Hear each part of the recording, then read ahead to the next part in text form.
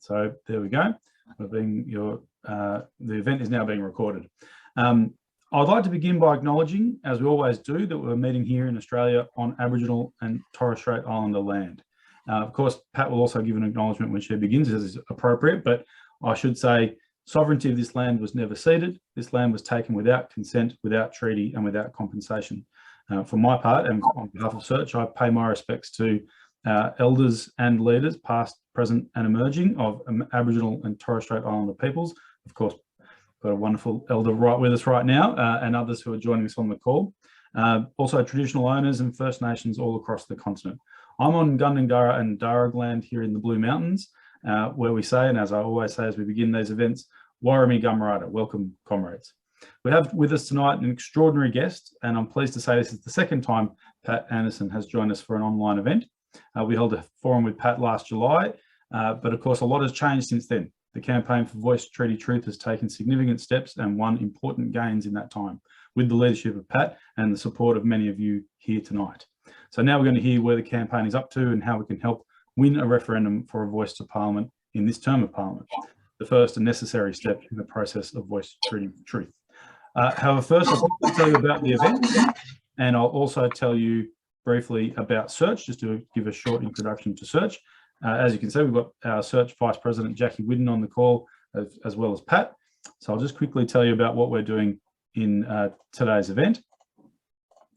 So first I'll give you a 30-second introduction to Search, and then a 1-minute introduction to Pat Anderson.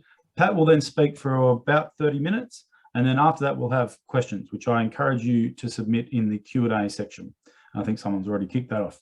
While Pat is speaking, we'll be showing some slides and then some photos. So hopefully the tech works, but if it doesn't for any reason, we can provide you with those slides. If you registered before 4 p.m. today, you would have received them already via email. When we're screen sharing, if you're having any trouble seeing Pat or the slides, try clicking on the viewing options button at the top of your screen and press fit to screen. That will only come up when we're screen sharing. So that won't be there just yet, but when we start screen sharing, it'll be there. There'll also be a slide bar in the middle of the screen, so you can make the slides and photos smaller or larger as you prefer.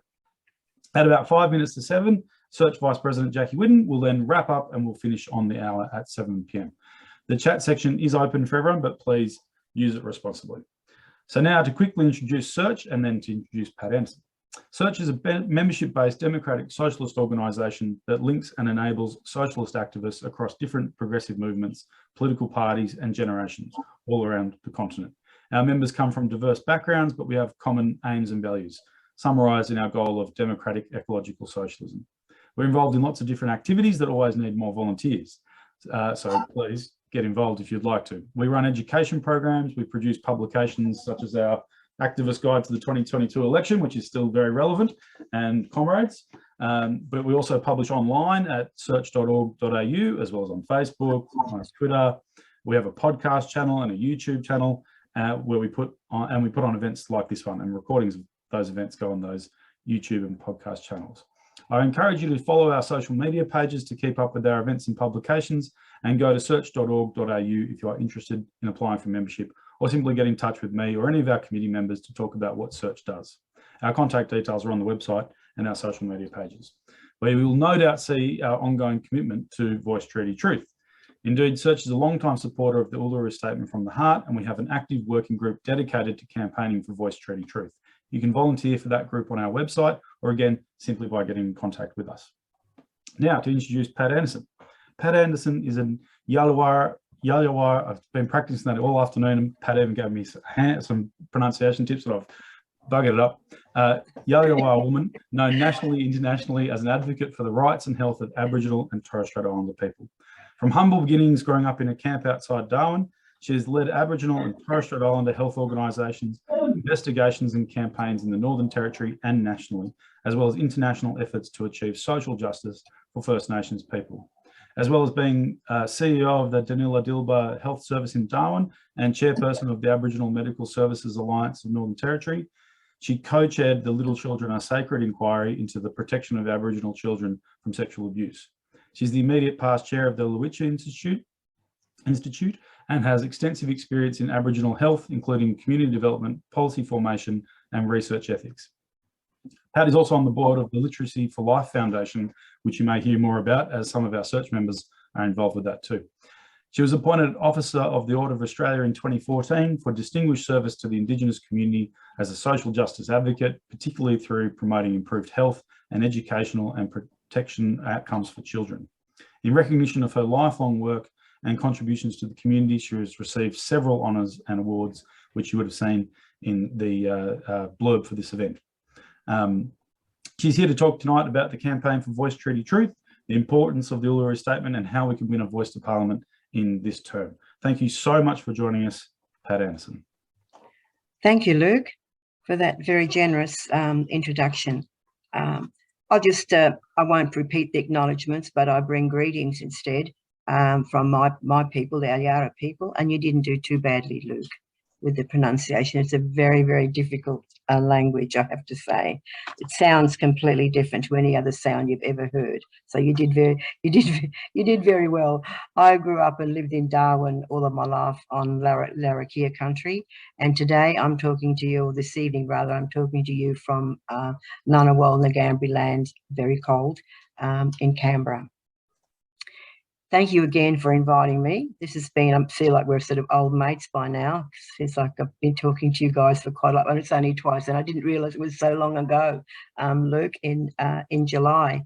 But anyhow, thank you for inviting me again. And I have to say, first thing before we go anything else, congratulations to all of you. We had a successful, we have a new government.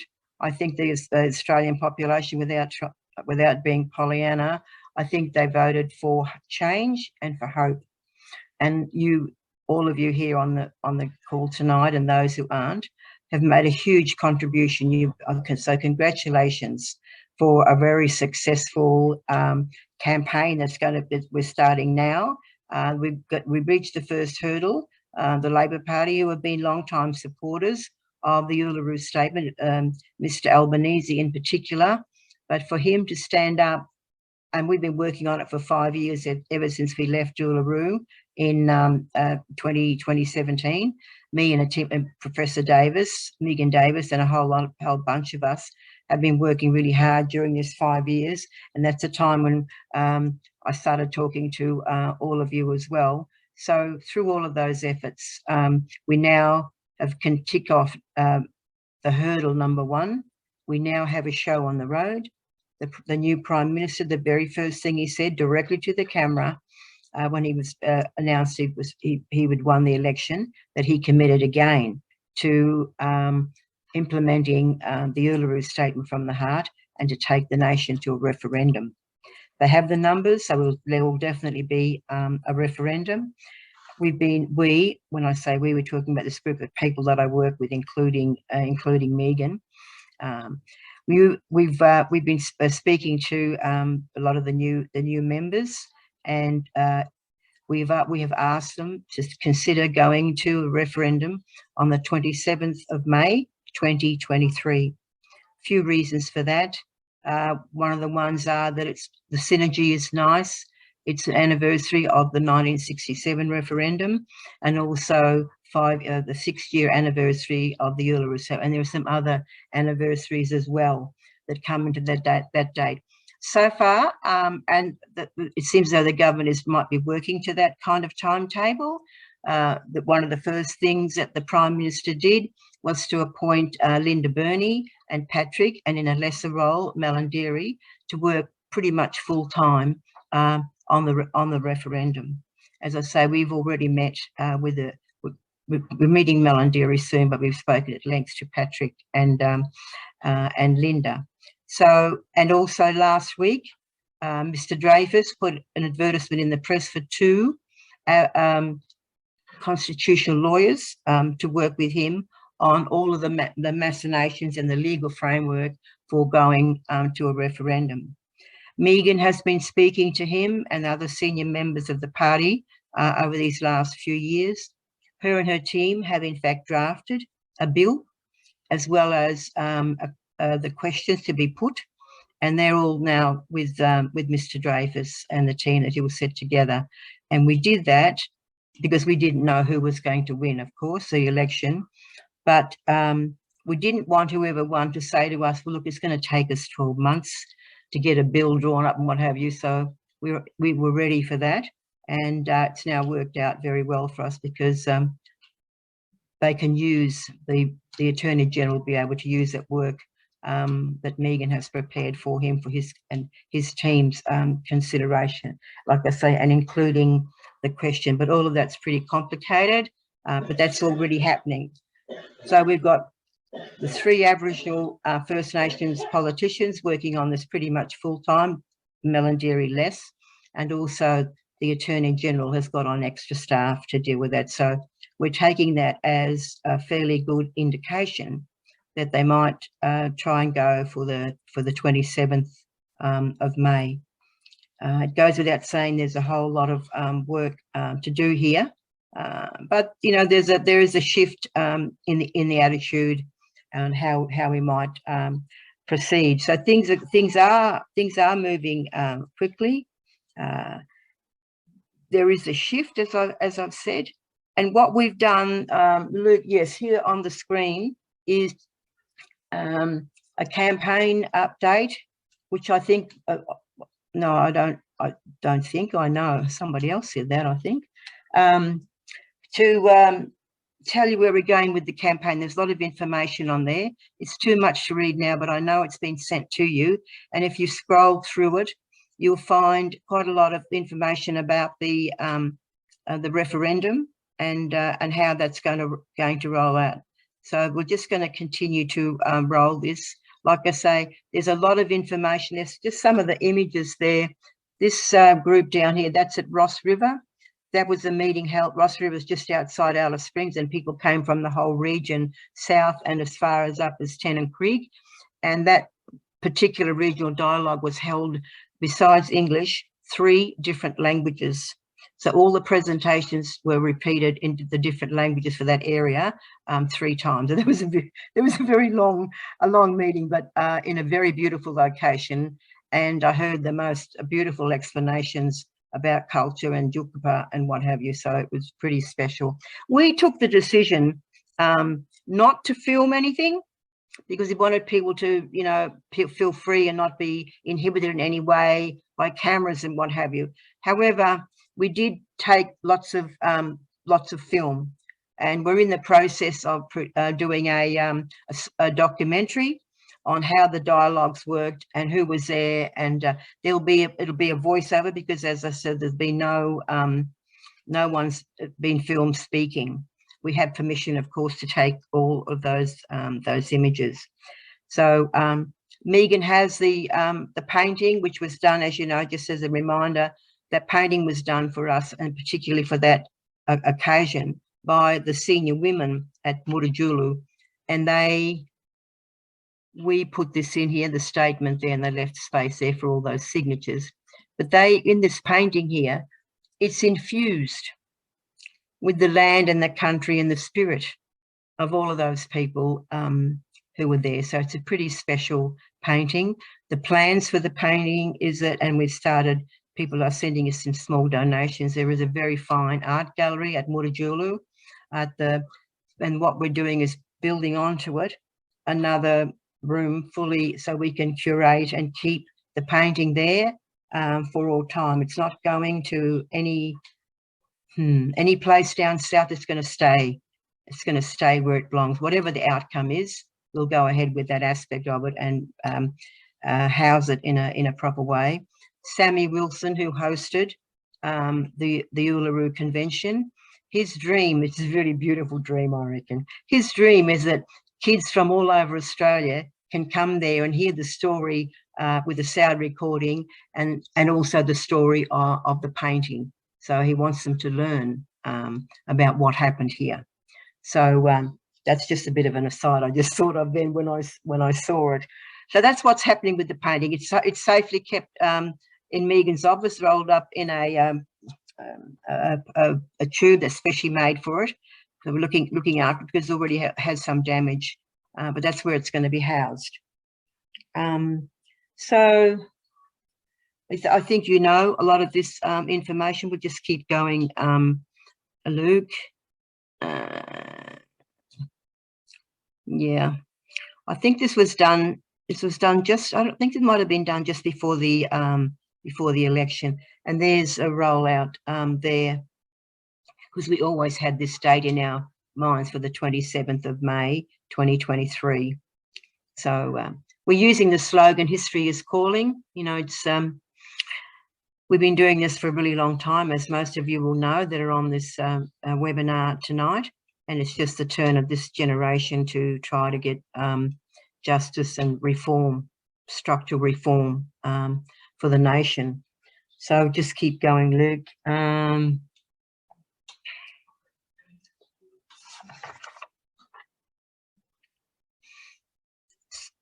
Some of that work's been done, as I was talking about.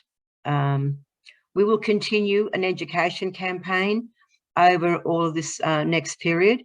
It will have a slightly different focus now. We'll be focusing on a successful referendum and what people need to do, and we'll get to that in a little while. Just keep going with that, Luke.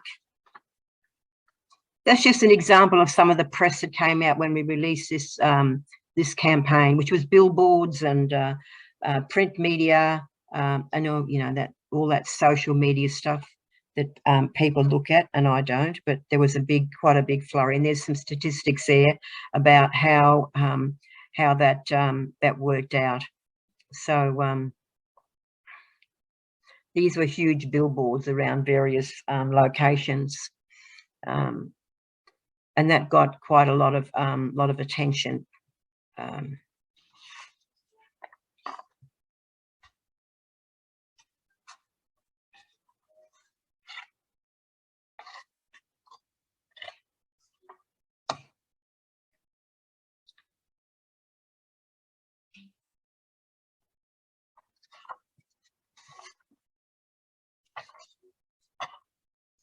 I just want to repeat some of the things that I spoke, I think, about the first time.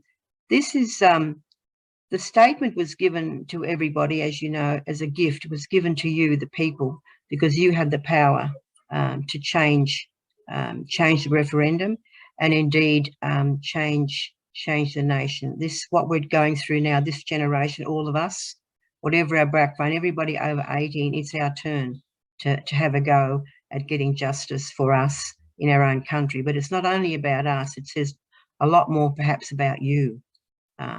It's an opportunity for Australians to think about what sort of a country we want to be, what are our values, what do we stand for, try to correct the things of the past.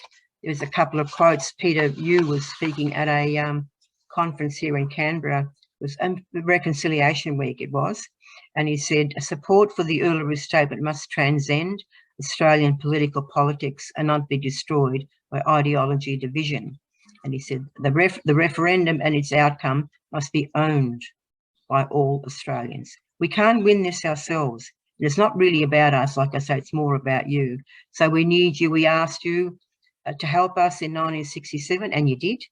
And now we're asking again, because we don't, you know, the bottom line, the crude line here is that we don't have the numbers. But nevertheless, we occupy a unique place in this country, but indeed in the history of the planet. We know the latest figure that I read was that we've been here 100,000 years. So we know a little bit about this place, and we still are voiceless. I think one of the signs say, I use the number 60,000 years and still no voice. So that's what we're on about here, is getting justice for us and getting real structural reform. It's a very simple, it's a very conservative, it's a very modest ask.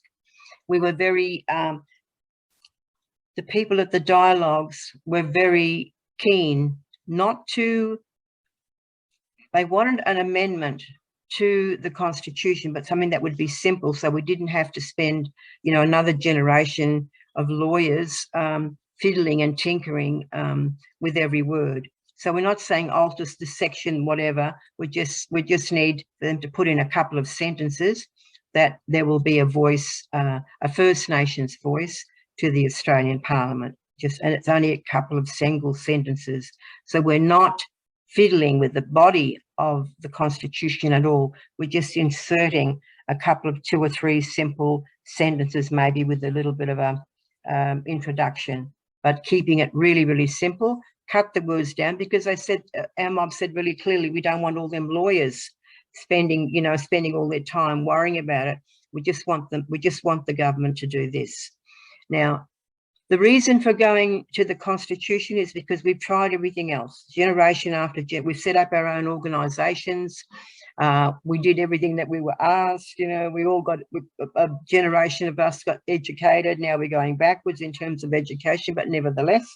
So everything that we've been asked to do, we've done it. There's nowhere else to go. We don't have any arrangement. There's no arrangement with us. Australia is one of the few liberal democracies in the world that has no settlement, no arrangement with its First Peoples. And what we're asking for in the scheme of things in the global Indigenous world, this is very modest, as I said. The Sami have their own parliament, and lots of people have. And this is a very ordinary, this ask for having a voice is a very ordinary aspiration around the Indigenous world.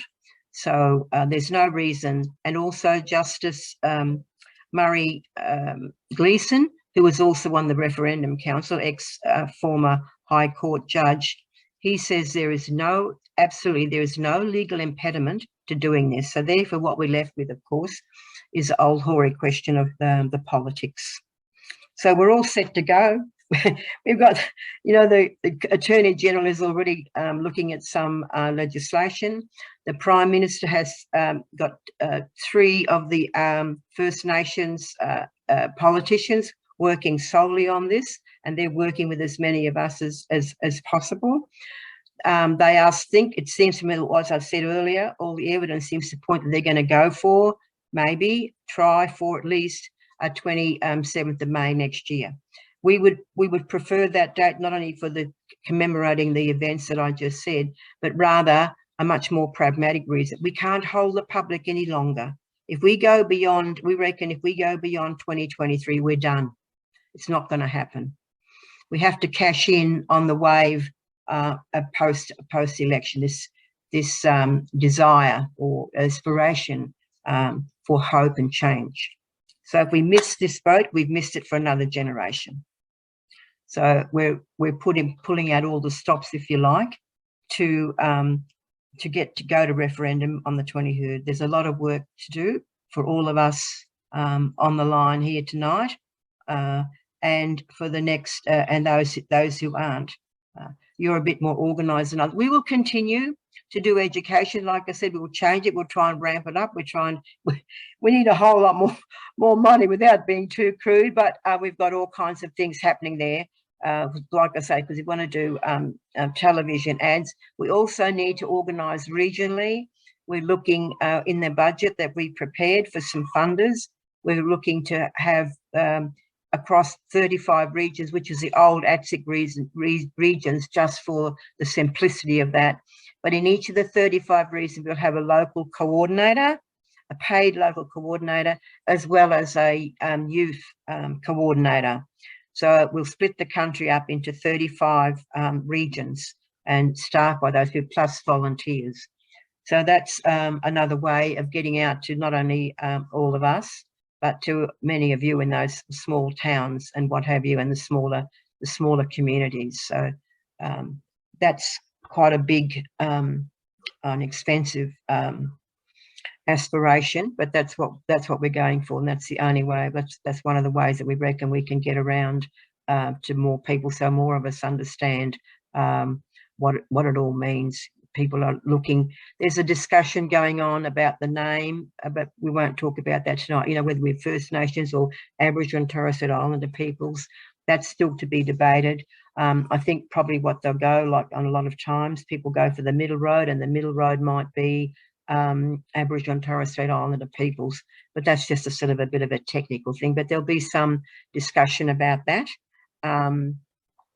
People don't understand that the sequence is really important. So we need the voice, because we don't have any place. There's no place for us to organise.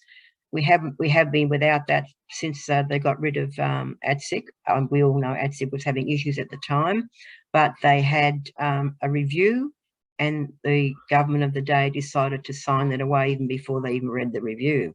That's been the history of this. That's why people are going for a voice now. They said the only way that we can get any traction here, that we can win, is to use their big law, and the big law is the Constitution.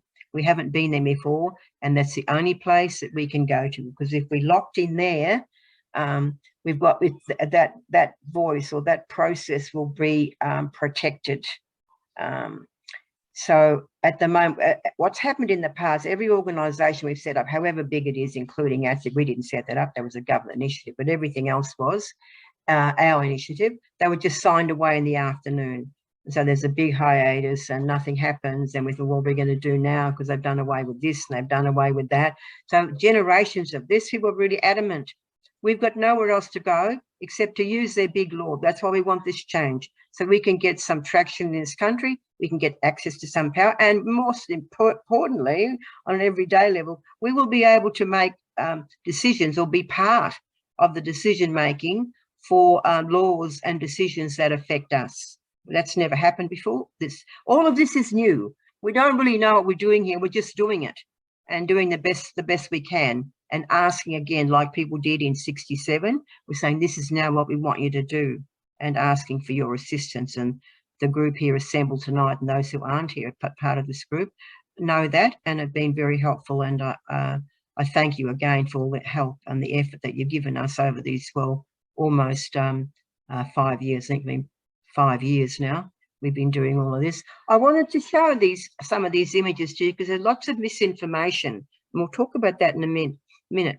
There's lots of misinformation about the dialogues, and that's why I say sometimes I think maybe we should have done or filmed them, but we decided not to. But we have lots of these images of people, and I wanted to show you because there were people from all walks of life and came to these dialogues. There was 13 of them.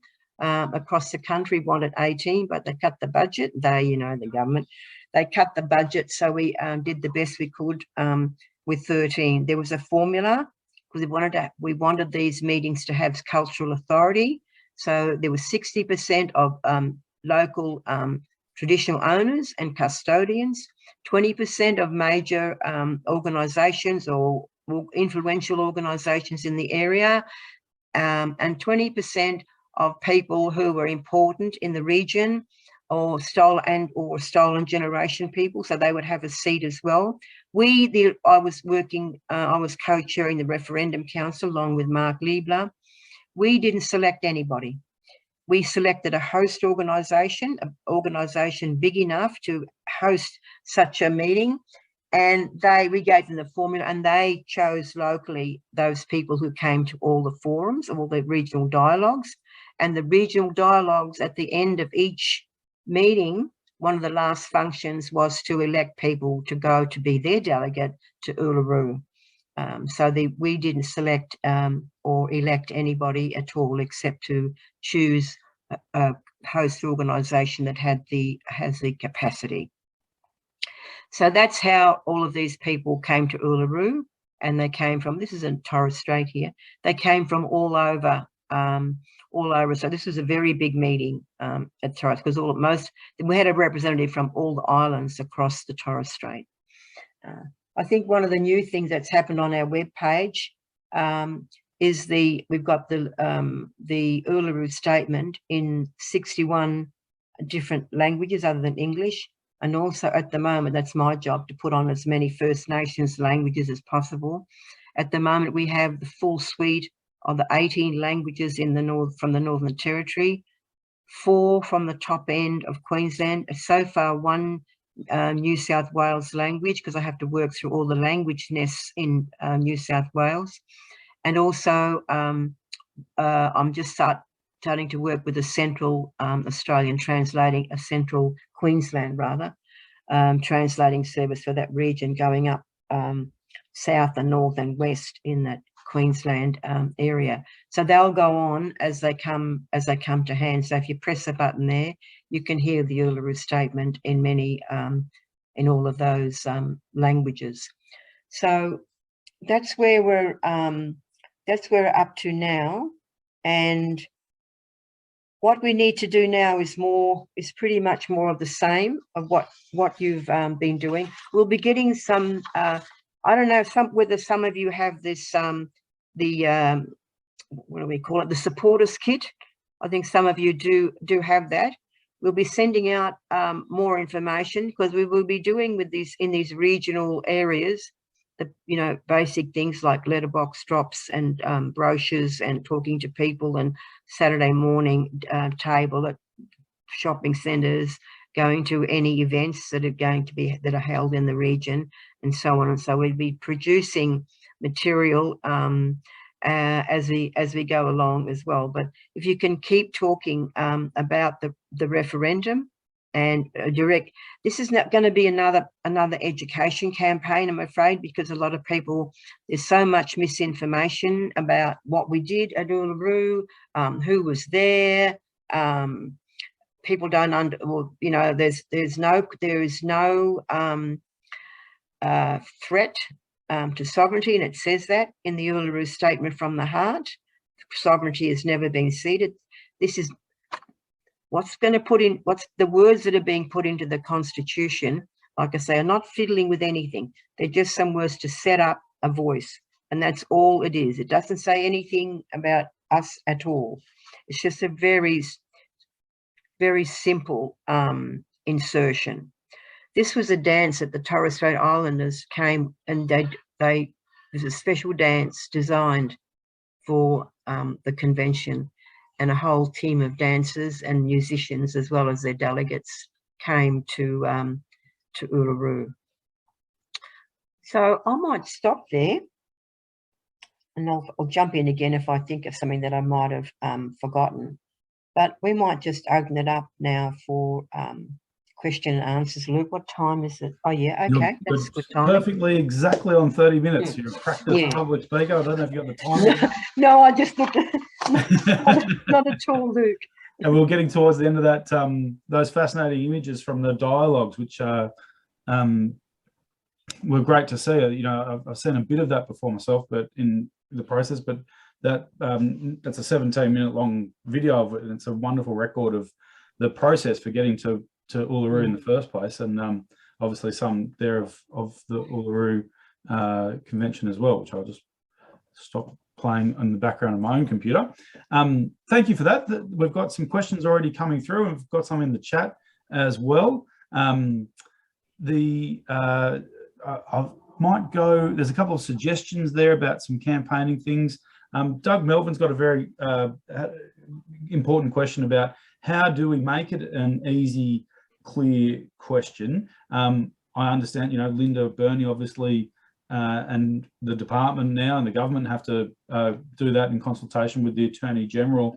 How do they make sure that you're the campaign, I suppose, is included in that, and what input do you have into that sort of process to make sure it is a clear question that can be answered, easily by the citizenry, as it were?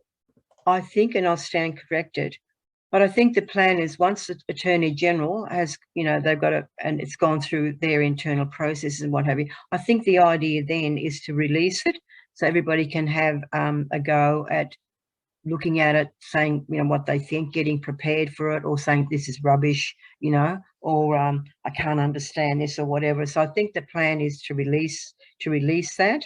So once that's settled internally, because there's some such thing called the Referendum Machinery Act or something. So there's a whole lot of technical things. But my understanding for us for tonight, ordinary folk, I think at some stage, maybe a few more months, but we might have a bit more information about that beforehand, and we'll certainly get in touch with you, Luke, and see if we can get it distributed, or, if Megan's around, just walk you through that.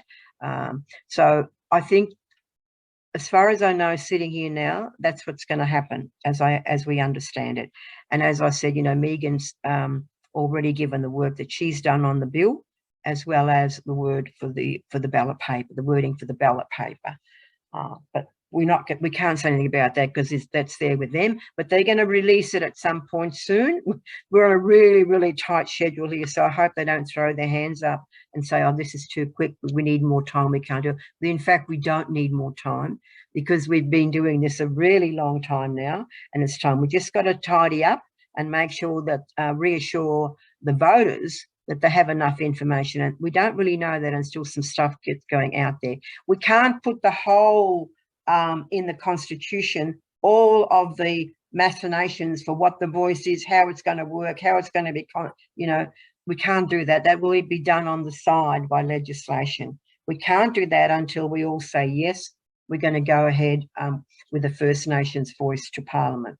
Then that process happens, or it's probably happening at the same time, but as far as us, for the voters, that's so we can't, but at the same time, there is, we have to reassure everybody what it is that we're asking them to say yes to. There's a bit of a fine line here. So, and that's the task for the next few months, and to answer those questions. So I hope they release those questions quickly, couple of months, because that's all we've got, I reckon. So we can have a proper discussion out, with the general public.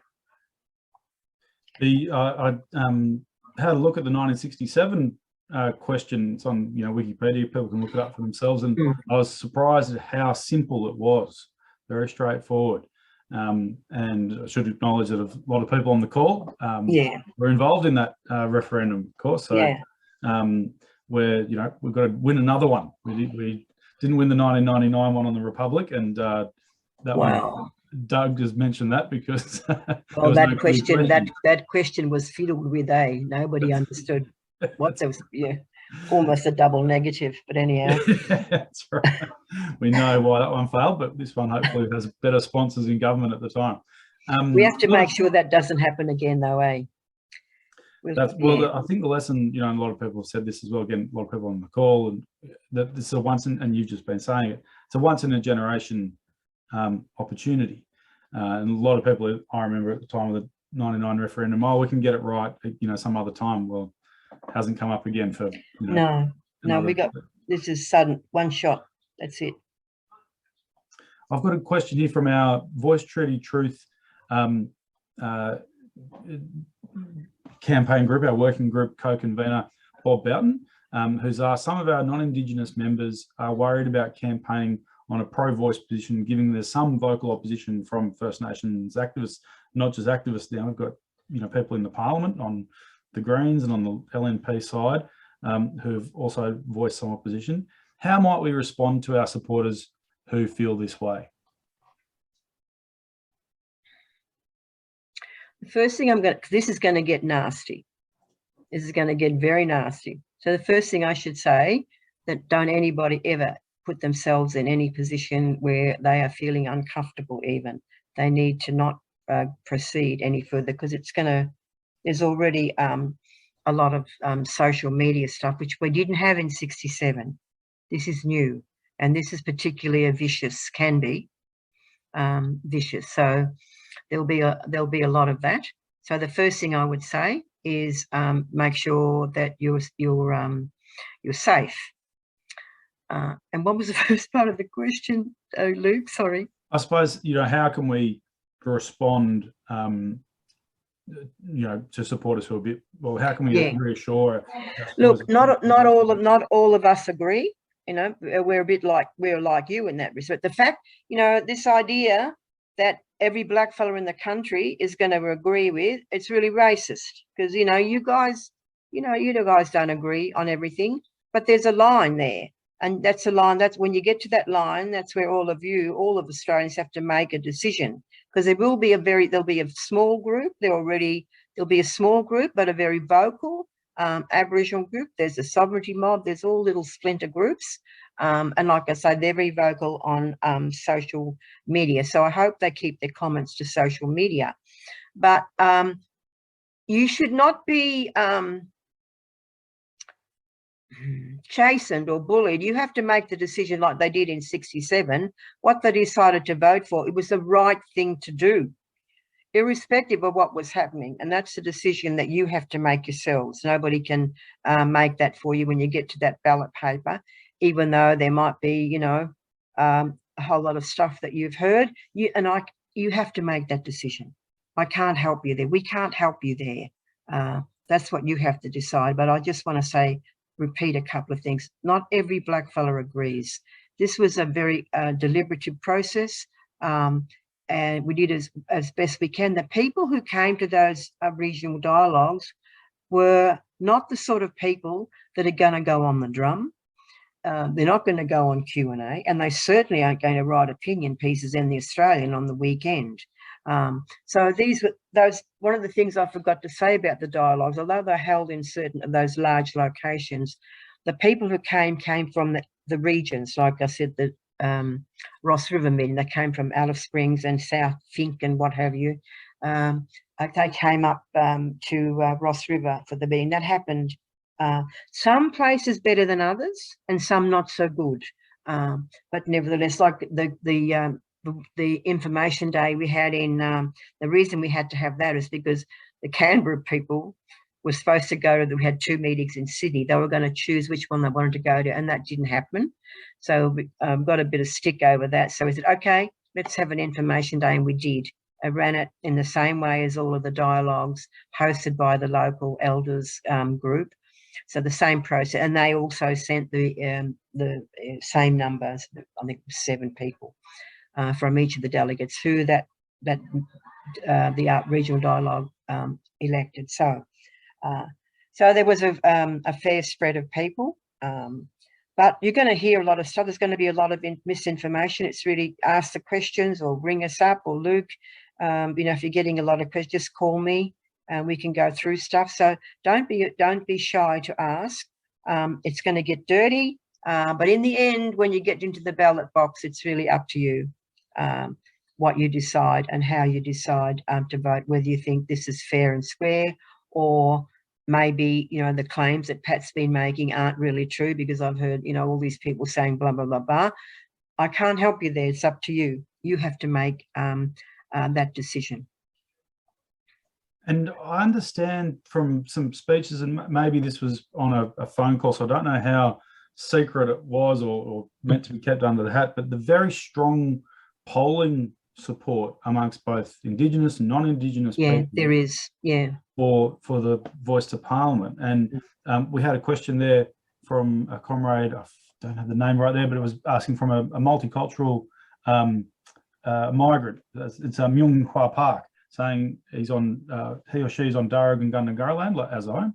As a migrant to the country, you know, I'd like to hear what the referendum really does for Aboriginal people, so that people, especially newcomers to Australia, can support it. And from that same talk that I heard, I think it might have been Dean Parkin speaking, that one, the referendum, the polling numbers are very supportive, but also the idea that it's a very practical way and a step towards those other practical improvements that you've obviously been involved in health and education, literacy and so forth.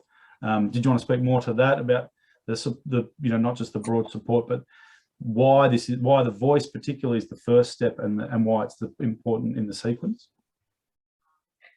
Because somebody has to take charge of the Mekarle and the truth, and they go together. So if we don't have the voice, who will do that? So you don't need a constitutional, you don't need to change the constitution. You can set up a Mekarle tomorrow with looking at how we're going to negotiate some kind of settlement. You can do that tomorrow, but it doesn't have any power, and the government, there'll be a change of government, and that's gone. And who will set this up? The government of the day, the agency, what is it? The National Indigenous Agency. It's just another name for the Department of Aboriginal Affairs, or before that, the Department of Native Welfare. Will they set it up? Who will do this? We want to do it. We want to work out its role and function, so we can manage the business of the voice, and also setting up Mekarle and going to treaty, or having the, we want to head up the conversation. Not the government's going to go around and say, you, not you, not you, and you. That's what's been happening since the first votes, really. So that's why we have to have the voice to manage and be in control. So we can practice real self-determination, and this time we will have some authority, the authority and power, sharing power with the Parliament of the day, not usurping it, because there's such a thing as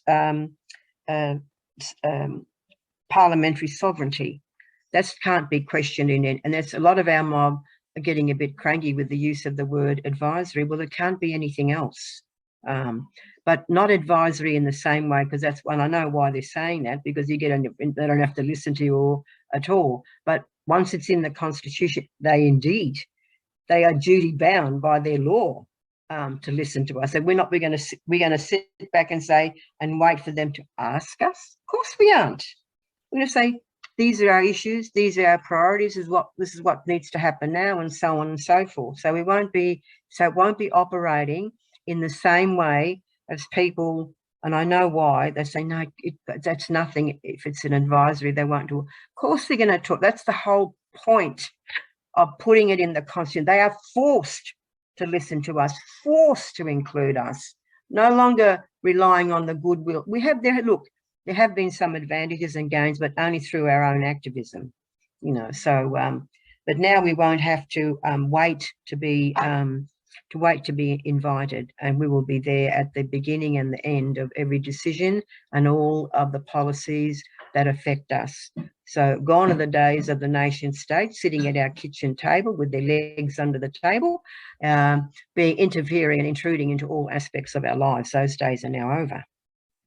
So that's the answer to that one. We need the authority that we'll get from the Constitution to have our own voice, so we can then do the next bit of and then we will be able to bring all the issues that concern us. There's a lot of money spent on blackfellas. If Black Affairs was a business, we'd have gone bankrupt eons ago. So it's just this throwing money isn't necessarily the main thing, but they throw it in the wrong place. Look, everything people have done, the government rather has done today, we can say hasn't worked for us. We still got 10-year-olds in spit hoods in Darwin, the jail in Darwin. 10-year-old boys. I think he turned 11 while he was there, but now there's a big debate about 40. But nevertheless, all these kids are put instantly in jail. There's a whole lot of issues that happen in their families and what have you, but no go, they got to go to jail. And it's really disappointing in this day and age. I'm just diverting here, but the new Chief Minister, just as an example, the new Chief Minister, the first thing that came out of her mouth was to lock up black kids. Now, if they're a voice, that they would be a little bit reluctant to say that. They'd only got to say it once. Those days are over. And that's standing over us like the superintendent of native welfare. That's gone. But that doesn't get back. That I've gone off the question there. So that's why we need the voice first. Now the softer options, like, let's just have a truth commission. We sit around and all, we spill our guts again, and that's really sad. I'm not going to do that either. So there's a whole world there about what that truth commission might do. And also we have to have the discussion about what kind of settlement, what kind of arrangement. Is the agency going to do that? I don't think so. So that's why we need the voice, so we can have some real speaking rights with some power, using your law, using, as old people told us at the dollar, the only way we got to use their big law. They got to follow their big law. Now you can change it, but you got to go to referendum. You say, no, we don't want to talk to those blackfellas anymore. That's okay. You might decide that, but you got to go to referendum again to change it. So that's why the voice is really important. Now there'll be others that will say, we can't really have the voice because we have to have the treaty. For who's going to negotiate the treaty? Are we talking about 300 treaties? This is going to take another, it's going to take 20, 30 years to come up with a treaty. And it can't be one. There's too many of us. We're too disparate, with so many different languages. There's not going to be one treaty. So that's a whole complicated argument. We want to lead that argument. We want to be able to say what's going to happen and what's not. But I can tell you now, if we get to treaty, we might call it something else. you know, because we're trying to negotiate an arrangement, a settlement after, you know, over 200 years. A lot of those treaties were, some of them didn't, most of them, a lot of them didn't work, but they were negotiated a point of contact. That didn't happen in our case. Australia is it's a wonderfully ambiguous, diverse country. So everything that happens over there, it's different here, even with a treaty arrangement. So is that going to suit us now? We don't know. We have to have the conversation. So when we haven't got any place to have that. So that's another reason why the voice is important. Well, the main reason is we will be in charge of whatever happens from here on and dealing with disadvantage. And I mean, you know, we in the Northern Territory, we've got 2 generations of kids that can't read and write. They can't even fill out their Centrelink form. You might ask, what the hell? Why is this? You know, it's compulsory, as you all know, to send your kids to school. How come black kids don't go to school? You know, it's against the law. Why aren't the parents sent to court to explain why they can't send their kids to school? It doesn't happen. Why is that? So, you know, we got a lot of issues here, but we want to have our own place to discuss and to come to the government with solutions that worked, and that we are saying this is what's important to us.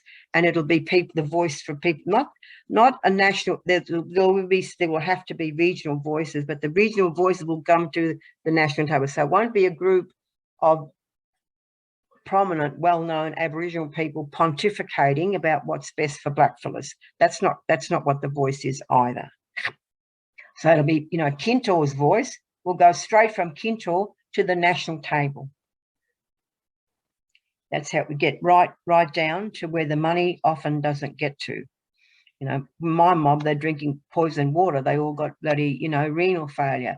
That's always been the case, more recently anyhow. So there's all sorts of those issues out there, and this fact of kids not going to school, any school. If they were, you know, speaking their own language and living living a life like that, that's fine. That's their choice. But this is not a choice. And we have kids that actually can't speak properly their own language, nor can they speak English, and they have groups of 30, 40 kids who have devised their own language. But they can't communicate with anybody else except that group. So it just goes on and on and on. A lot of stuff we don't tell people either, we'll be able to deal with as well. For instance, I don't know whether people know that either, what I just said.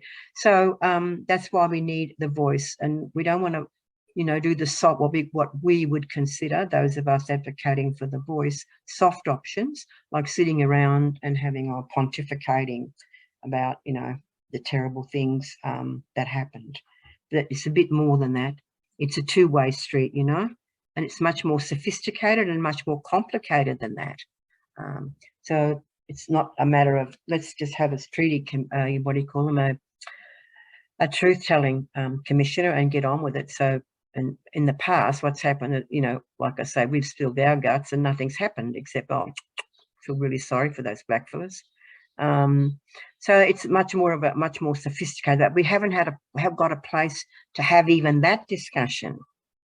So that's why a voice is important. I've talked too long, Luke, about that. No, I love it. It's good, and so does everyone on the comments. Thank you for those questions and comments.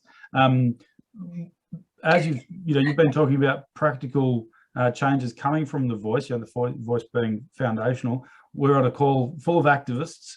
Doug has mentioned again, where do we go from here? How can we help? And so has, of course, Deb, talking about Deb Dernan, who's very active in our Voice Treaty Truth Working Group and helped put on tonight's event. Thank you, Deb. Talking about, is there a plan to produce study materials for local groups to use? I've posted in the chat, and people should have received in the email, that supporter kit. But yeah, everyone's very keen to help out and do practical things. So if you haven't seen that email or you missed it in the chat, I've sent you some things there, but maybe Pat, you might mention as well what key things that people should do straight away to get on board and start helping as of tonight. Yeah. Look, I think you should start talking to it. Your family, your extended family, your friends, networks. say, what do you reckon about referendum? And they might say, well, we don't know anything about it. And I say, okay, I can direct you here to the site, and there's all this stuff that's there for you to have a look at. That's because the site's not too bad.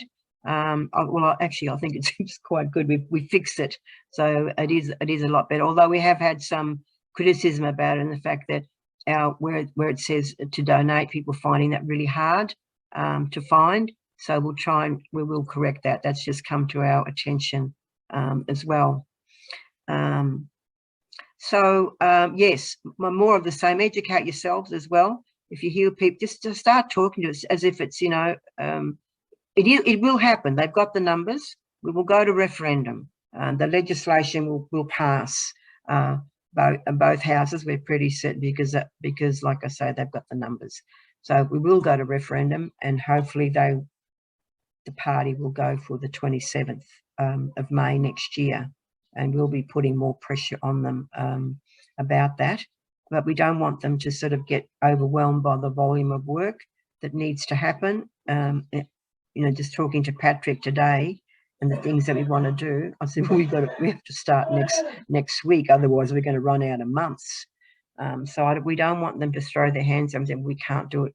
The thing is, we're going to have to do it. Otherwise, we would have lost this momentum that's left over from the election. So more of the same. Try to educate yourself a bit more. Luke, I'm available anytime to talk to people. We will get more materials out here. We're just waiting for a little bit more money to come in. We'll get back to you on that as well. But just talk to people when they say, I don't know what it is, and say, well, have a look on the site. And for our there's all those, also to refer people to the statement in the different languages, especially for new arrivals and what have you, so people can begin. It's actually quite moving to hear it in another language. I just pressed a button in Arabic, and it was beautiful. I don't know a single word, of course, but it read like some kind of undulating poem. It was very beautiful in Arabic. So there's, like I said, there's 61 languages there. It seems that of course you've been doing a huge amount of work. People on the uluru-statement.org from the heart as well, of course, you should mention, and there's lots more work to do. So as I've mentioned, there's lots of things in the chat there and on the email about how people can get involved, and as you say, just get in contact via us at Search or through the other groups that are already involved, of course, signing up there. We're getting perilously close to 7 o'clock, but I did say I would wrap up by 7, but I'm hoping everyone doesn't mind a 5-minute extension of time for Jackie to give a vote of thanks and to also wrap up a few other things there for us. So I'll hand over to Search Vice President Jackie Whitten. Oh, thank you, Luke, and thank you, Pat. That was a fantastic session. It was really great. History is calling, and it's calling us to act. And it's really important. It is the time. And, I think that what you've done for us tonight is lay out a really practical way of us being involved in building the Yes campaign. And so that's really exciting. It's but I think, your emphasis on the time is now is absolutely right, and it's a very exciting time. And I also think that we're a very privileged audience to have seen those photos of the consultations that you showed us during your talk. It just recalled me to the 2017 Search National Forum, where Thomas Mayo presented the Uluru Statement from the Heart to us for the first time, and that was incredible too. So now 5 years on, again, we've been privileged to see the way that the processes of the consultation. So that's wonderful.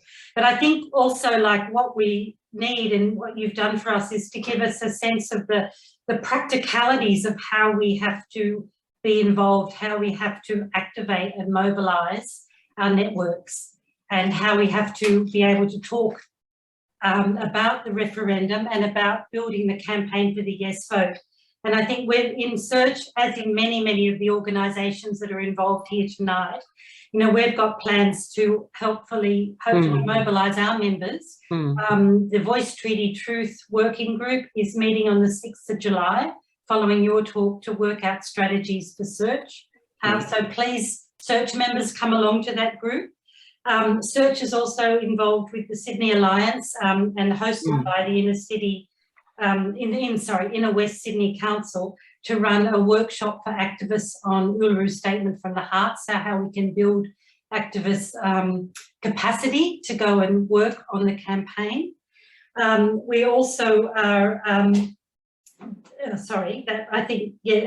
we also have a volunteer section on our website for people to join us in our work on building the Yes campaign. So I think history's calling us, it's calling us to act. Please donate to the Uluru campaign. Funds are going to be essential, obviously. Pat's outlined that. We need to build the funding for the campaign. And it's our turn, as you said, to work on getting this election won. So thank you so much, and thank you to the audience. And it's an exciting time for us. It is. To make the change. Yeah, it's our time. It's all of our time, and it's going to be really fantastic. And I think we just have to have more of these talks, more of the getting the practicalities of how to move forward and how to build the Yes campaign. So thank you. Thank you, Jackie, and thank you everybody for coming out again. There'll be more times over the next little while. Thanks, Luke. Thanks, Luke. Okay, thanks, everybody. Good night. We'll be in touch. Good stuff. Thank you all. Please. Thanks for our participants. Okay. Thanks, Jackie. Thanks, Pat. Thanks you. Bye-bye. Good night, everybody. Bye. Good night.